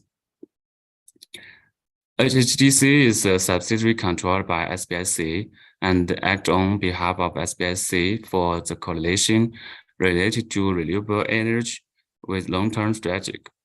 By the end of July, the total installed capacity of HHDC is about 27 gigawatt, including hydro 11 gigawatt, solar 8 gigawatt, and wind 5 gigawatt. Next, please. If we talk about the advantages of HHDC in solar PV plus, the first is that HHDC owns 4 industry chain capacities of solar PV, including research, manufacturing, project development, and innovation. HHDC also conducted research and project practice of solar PV plus application with different modes, such as PV plus husbandry. Next. The second advantage of HHDC is the PV generation technical innovation during the clean energy development and construction. In 2010, a 200 megawatt PV power station was put into operation, which is the largest single PV power station in the world at that time. In 2016, we developed the first 100 megawatt solar power demonstration base in the world. And now 10 gigawatt solar hydro wind hybrid demonstration project is under development. Next, please. Now I want to take more time to share our experience and practice related to the solar PV plus. First, we compare the different technological road within the PV system, and as mentioned, we conducted application of multi-power hybrid on the multi-power supply side. We also developed a comprehensive technical system for coordinated development of PV and society. And we tried different energy consumption mode with solar PV in agriculture, fishery, husbandry, desertification control, and integrated smart energy. Next, please. As well as solar PV can be applied in multiple ways to better promote the PV utilization. We applied solar PV in transportation, such as street lamps in Hebei province. And in Anhui province, PV is applied in fishery. The floating PV saves land resource and ensure good water quality. In Fujian province of China, PV is applied in greenhouse for power supply of vegetable cultivation and fishery circulation. PV is also applied in agriculture. The project saves land and improves the quality of vegetables. And in Yunnan province, PV is applied in animal husbandry, breeding of chicken, duck, and sheep in the project area, increase the income of local residents. And PV is also applied in poverty alleviation. For us, a 30 megawatt PV project is developed to help 1,200 poor families to get rid of poverty.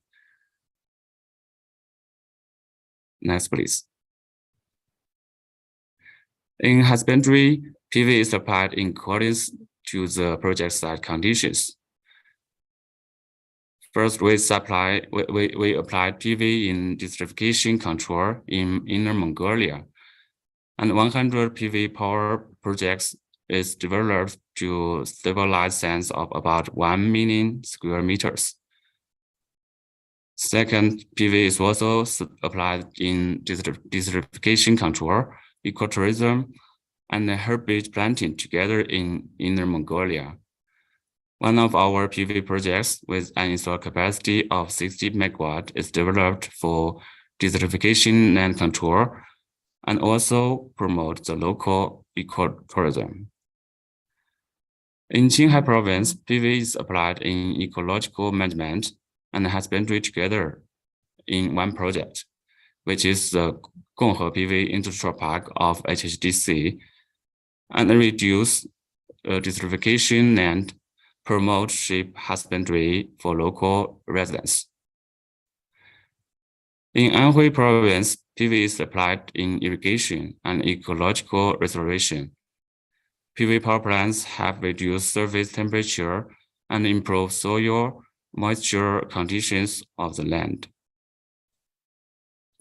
And in Qinghai province, distributed PV is also applied to provide power and heating to residents in remote pastoral areas. Next, please. The third part of my presentation is one typical case that PV coordinatedly developed with husbandry, which is the Gonghe PV Industrial Park of HDC and located in Qinghai Province, Thailand. For better research on the vegetation restoration and ecological effect of the solar PV project, we established an ecological monitoring platform system and to monitor wind speed, air temperature, and humidity of the land and the environment. Next, please. In the project area, we take use of the vegetation recovery area among the PV panels for ecological planting, animal husbandry, and take use of the land. The PV power generation increased benefits to the temperature reduction and the dust suppression, which I will introduce a little more later. Next slide.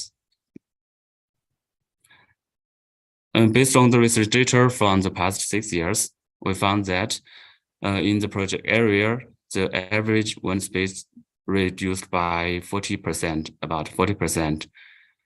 The air humidity increased by 2.8%, and the soil temperature at 20 centimeter depth decreased by 20% in summer.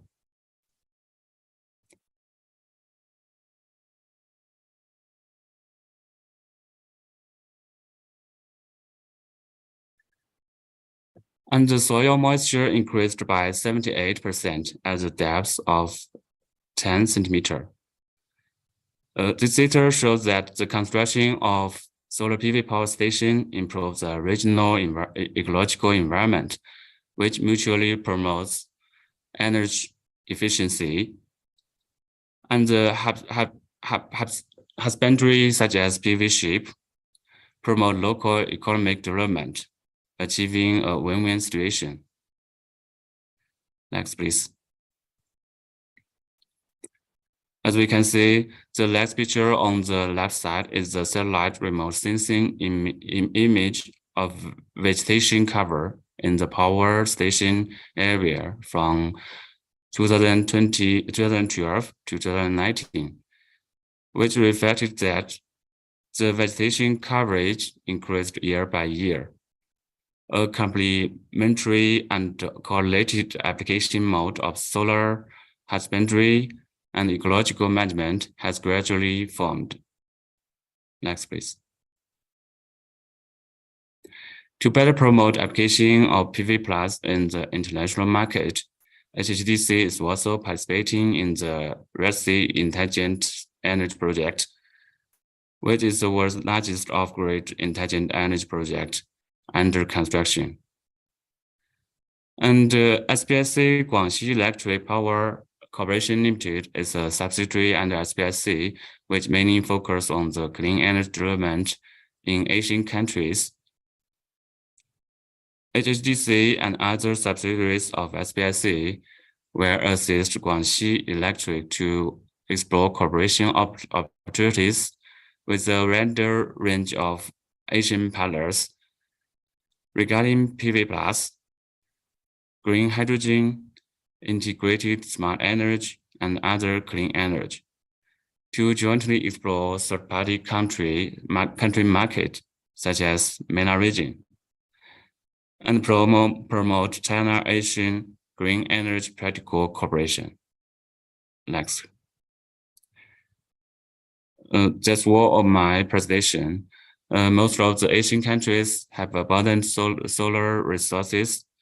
We sincerely hope this meeting a success and the utilization of solar PV in Asian countries will be expanded, hoping a bright future of the sustainable energy transition in Asian and the bright future of China-Asian countries energy cooperation. Thank you. Yeah, thank you, Mr. Hu, for the comprehensive presentation. I especially like how you noted the potential of co-benefits from the solar PV utilization in farm, and also how it benefit the husbandry productivity, I would say. So it is interesting information, because I believe many doesn't really know about that kind of benefit except the economical benefit. But that's why we have this capacity building, right? So yeah, thank you very much for your presentation. So let's move on to the next session, which is the discussion session.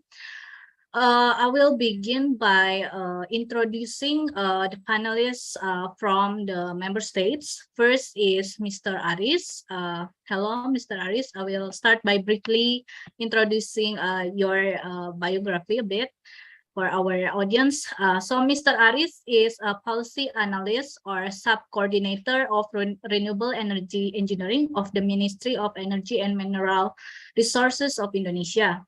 He has currently the policy analyst and has accumulated 10 plus years experience in energy sector. Few projects that he has completed so far are the new energy and renewable energy standardization, project manager for a centralized PV project, and micro hydropower project. His education background is electrical engineering, and he has a master degree in power system and energy management from the University of Indonesia and bachelor degree from University Gadjah Mada of Indonesia. Hello, Mr. Aris. So hello, Mr. Aris. I would start by asking you the first question as the first person who has the luck to begin the session. So I would like to ask your thoughts or opinion on the status of how is the solar PV plus utilization on the fishery or husbandry sector in Indonesia, and what is your thoughts on the prospect of it, and what is needed to really scale up those this solar PV in this sector. Yeah, over to you, Mr. Aris. Thank you. Okay, thank you, Monica. Hello, my name is Aris, and okay, about the question, utilization PV in the fishery, the government of Indonesia increased that commitment to mitigate the climate change through the net zero that will be like a target of net zero emission in 2060. Based on that roadmap, the government has created some projection to additional power generation, which said that the the electricity in 2016 will be wholly supplied by renewable energy that dominated by solar PV and wind energy also. And as a civilized country, you know that Indonesia has its own challenge in providing electricity in Indonesia, since coal and oil is not available in all Indonesia areas. In that case, decentralized renewable energy-based power is, I think, it's very important. So there are maybe several strategies that we try to develop in order to increase the renewable energy in the remote area.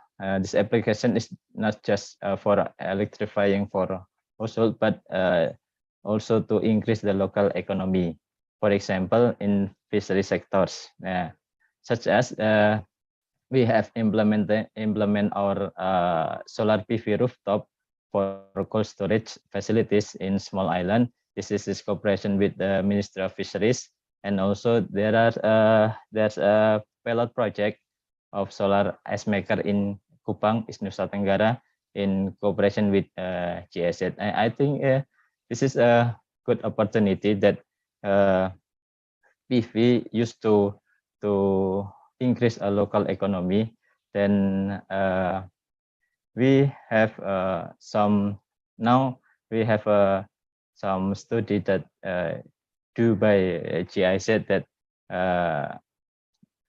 PV used in fishery that in solar ice maker, it can improve the quality of production of fisheries that before the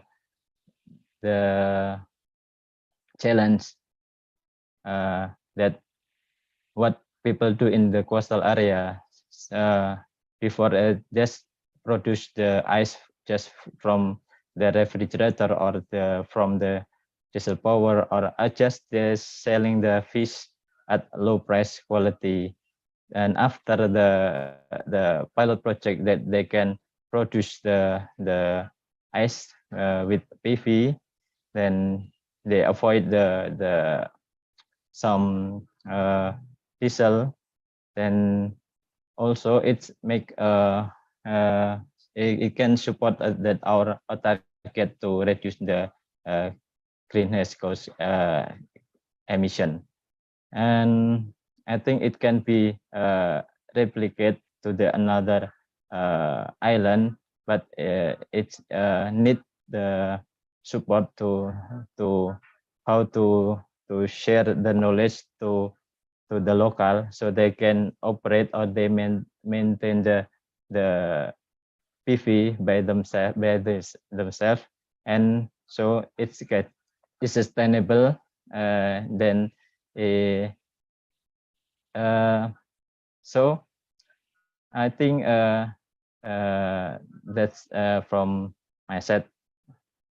Yeah, thank you, Mr. Aris, for the kind sharing. I well noted and on Indonesia ongoing activities by working with various ministries and also agency. So I noted that the cooperation with cross division and cross department and cross agencies cooperation is really crucial in this kind of solar PV development, especially it is located mostly in the local areas.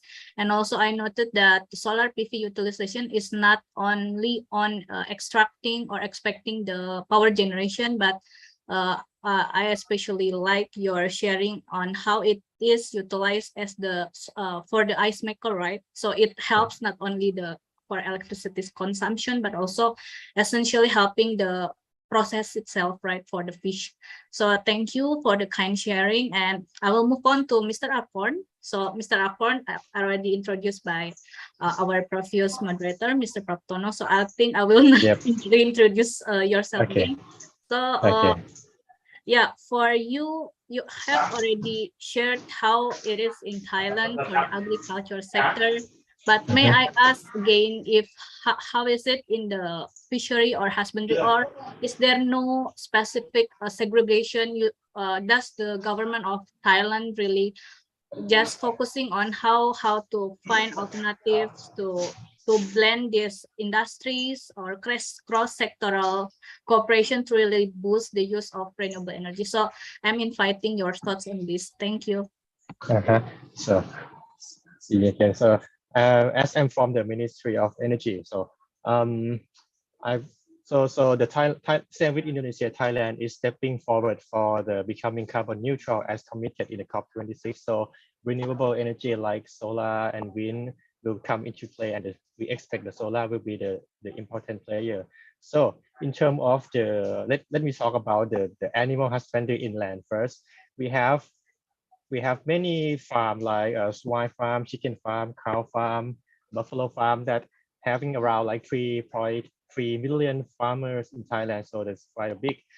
Some of them, if not many, some of them have installed the solar PV on their roof in order to reduce the cost of electricity already. They also get into like the business model already. The private company come into and have installed there, and the system return of interest is less than within like 6 to 7 years already. So they are very tempting and very interesting for them to install the solar PV for the inland farming.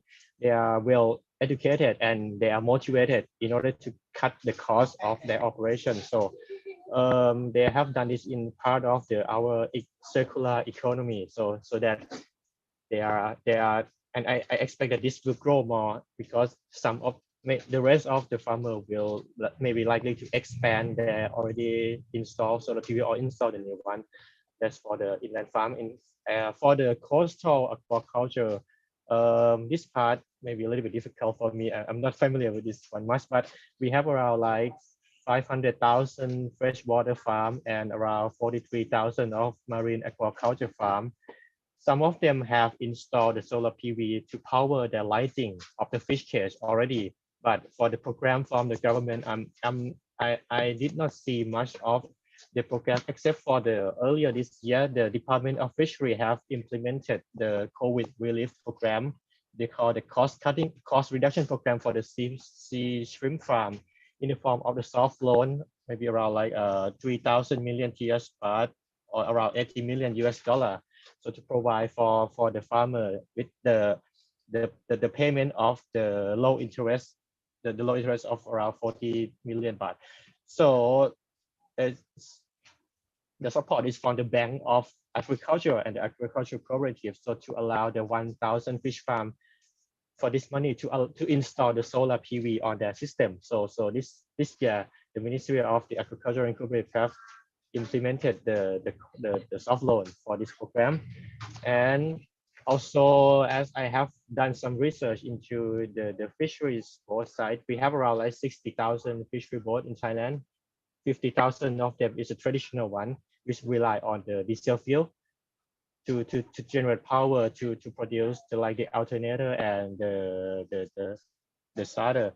So some of them have installed the solar PV on the roof of the fishing boat to provide the power to the battery directly, in order to provide the better fuel consumption for the engine start, and also to provide the lighting for the fishing trap.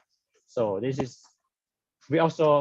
let me talk a little bit around the island model. We also form we have some island that form the community enterprise that also doing the installation of the solar PV on the island because of the frequent lag and the shortage of power from the submarine cable.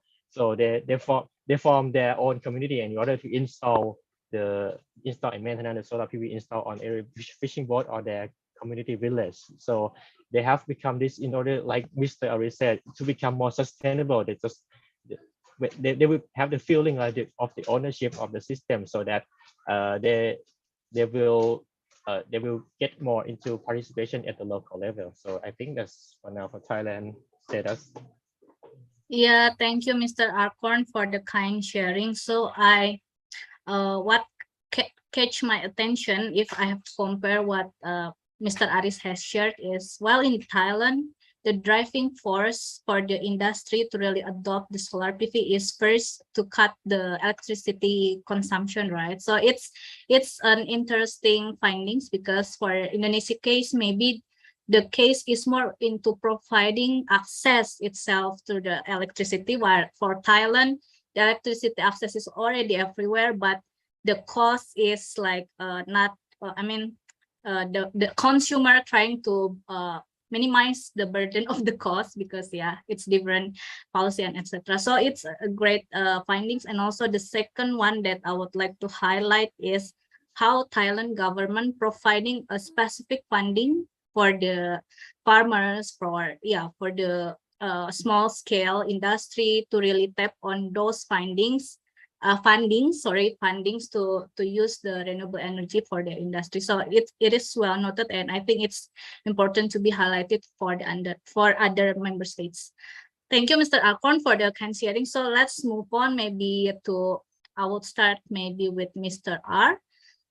So what I'm curious is, although you have answered all the more on like technical questions on the Q&A box, I would like to ask on how is maybe you could highlight more what is the cost and also the practical consideration of your ASEAN Sun technology, and will it be possible to transfer the knowledge to the local people, because as we noted in maybe the challenge with this kind of solar PV adoption, especially the target is the local people, is the knowledge transfer. So yeah, may I invite your thoughts on this? Thank you. Yeah, so as mentioned, since we're a technology provider, we would need to have a local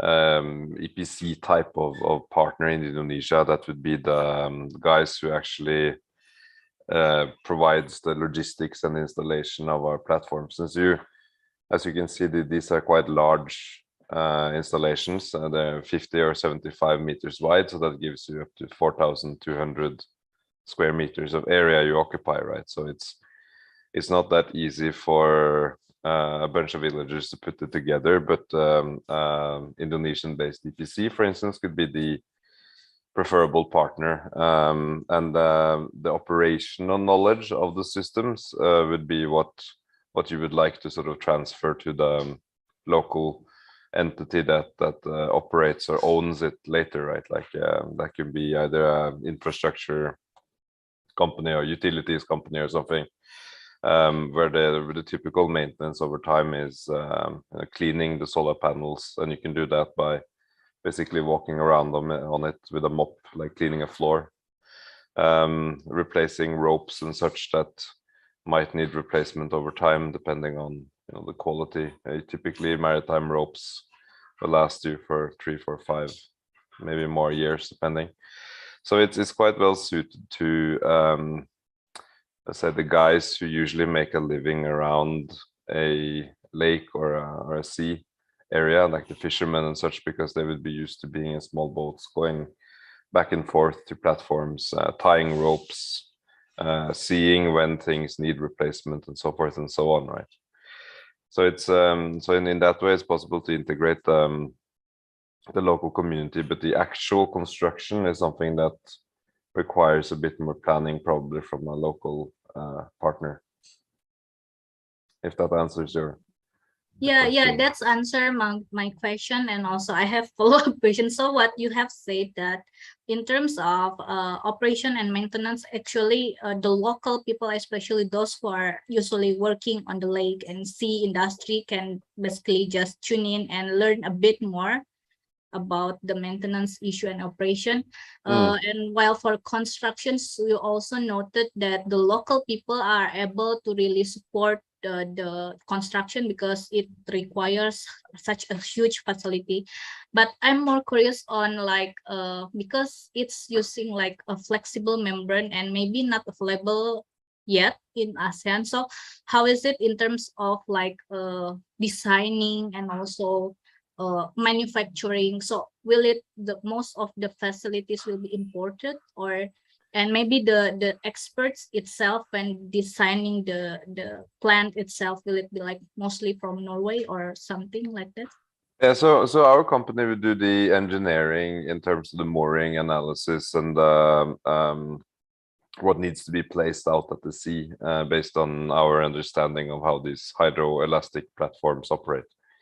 But this is a theoretical exercise that will then be followed up by a practical execution, which is on the components of the mooring blocks, which is usually, a concrete dead weights that are cast on the shore or nearby the installation site. The pipes, that means that the surrounding elements of the ring are HDPE pipes, which are common water pipes. So they're very likely extruded in and around Jakarta, where they have industry that does hydrocarbon industry on the back of sort of oil and gas production and such. So there would be companies that extrude pipes in Indonesia that we can use. We don't need any pressure in these, right? They're just basically weld them together as a ring and then they float. And this would be very similar to what you use in probably your drainage systems and sewage lines and other parts, right? The membrane material is very particular because we need these things to have a lifetime of 20+ years, right? So we have developed a quite particular and very UV resistant membrane that also embodies certain anti-fouling properties, so we don't get this marine growth problem. But so this is produced on rolls in either Norway or Switzerland, but we can ship the rolls of material to a textile fabricator in Indonesia, for instance. So currently we have some partners in Thailand that are helping us to change the rolls of material into the circular platforms that you see behind me, because the fabrication of welding the material together is something that several companies possess, but it is quite challenging. So you sort of would find companies that are used to making very large like circus tents or architectural type installations, and they would then be able to take that knowledge and make our systems and then ship them off again to the location of installation. Yeah, okay. Thank you, Mr. R, for the explanation. Yeah, I got more picture on how it is to be done. Anyway, apologies for the disruption of background noise. So let's move on to Mr. Hu. Mr. Hu, for solar PV projects that you have done, especially on the husbandry and pastoral areas, could you share like is there any occasion that the animals accidentally destroying the PV systems? And maybe you share like what would be your recommendation for the ASEAN companies to really move in and try to tap in the market of solar PV utilization, so solar PV plus utilization. So yeah, over to you, Mr. Hu. Okay, thank you for your question. First, your first question, I think you don't have to worry about this because the habit is high. If you don't let the animal husbandry, such as sheep, to eat the habit, you have to take it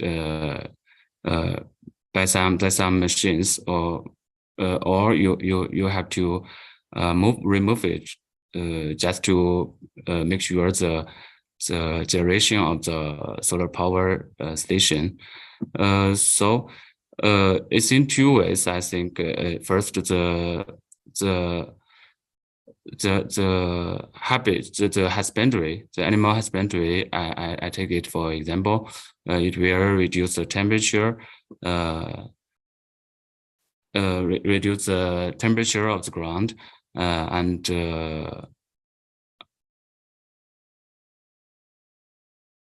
how to say, and dust suppression of the panels. So the PV power system, the efficiency of the PV power station increases. So we gain more from the power grid, from the generation. From another side, the local residents earn more money from the habits, from the free habits. You know, in the project area, the habit is free, and for one ship in our project area, maybe one ship is about 1,000 to 1,500 RMB for per ship. And in the project area for 100 megawatt PV power project, the residents can have about 2,000 ships. This earns about 3 million of more earnings for the residents. I think this is for your first question. I don't know whether get your points. Another is for Asian companies that how to start the market. First, I think we have to because the application prospects of solar PV in fishery or animal husbandry industry is quite abroad. You know, there are many different ways that we can step in. So first, we have to find the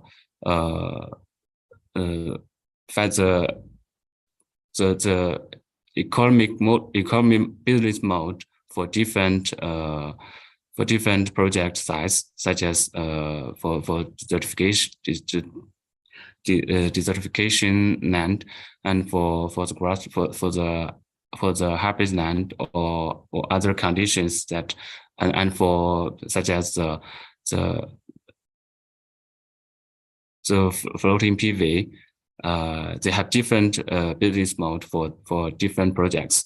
We have to figure out the solution for different projects.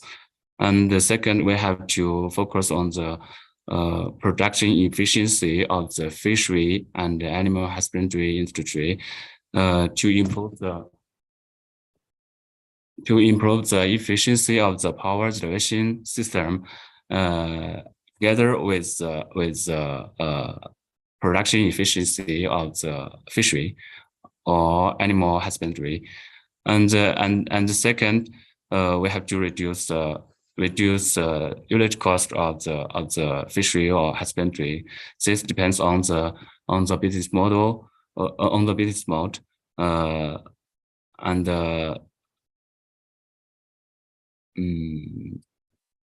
maybe some and for different how to say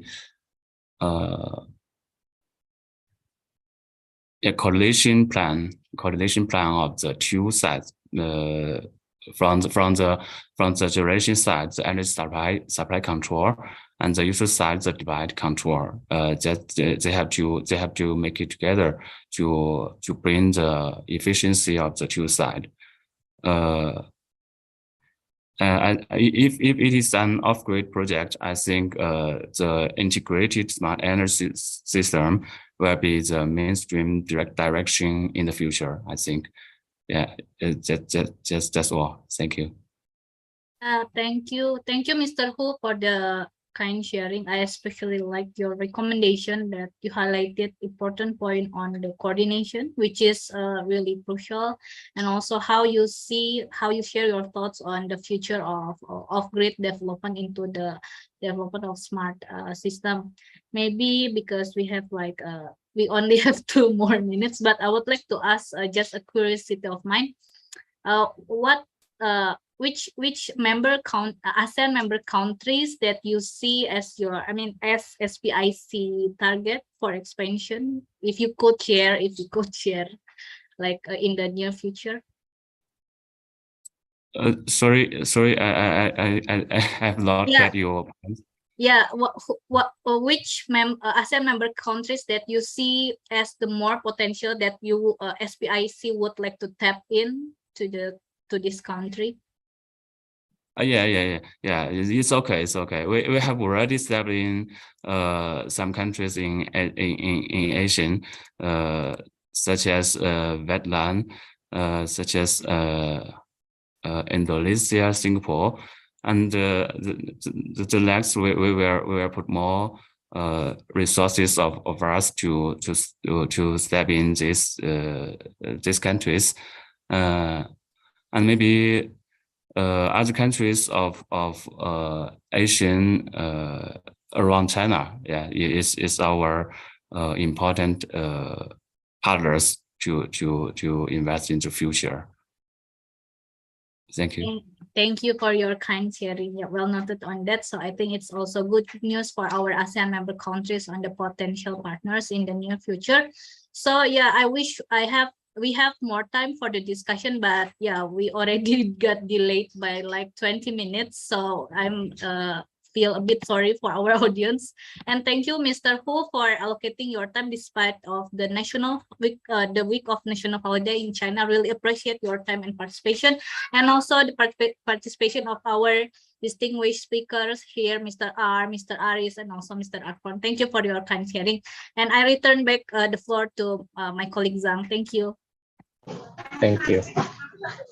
Thank you so much, Ms. Monica, for your very excellent moderations of the sections, as well as the panelists that like Mr. R, Mr. Hu, Mr. Akorn, and Mr. Aris for your active participations.